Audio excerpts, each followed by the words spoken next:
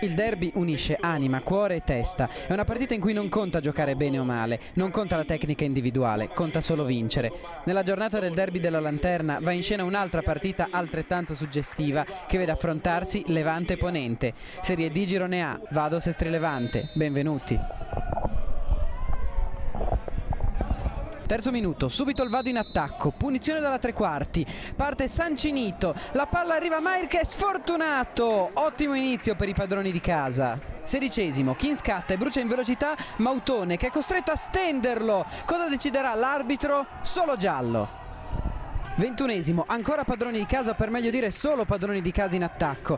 Lancio di Chiarabini per Mair che scatta e scarta persino Stancappiano insaccando un gol assolutamente meraviglioso. Vantaggio meritato per il Vado che ha approcciato alla partita in modo sicuramente più spavaldo. Primo minuto, inizia il secondo tempo ma il canovaccio non cambia. Retropassaggio assolutamente sciagurato della difesa del Sestri. Mair ne approfitta, salta Stancappiano in uscita e tira! Salvataggio miracoloso degli ospiti. Non passano nemmeno 2 minuti, Kin ruba palla e scatta in contropiede sfruttando l'ennesimo errore dei corsari. Stancappiano in uscita, Kin lo vede e piazza il pallone alla sua sinistra. Grandissima azione personale di Kin, coronata da un gol chirurgico.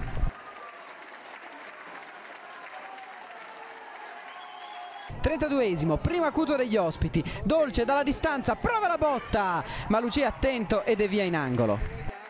Il derby della Liguria finisce 2-0 per il Vado che attua il sorpasso in classifica.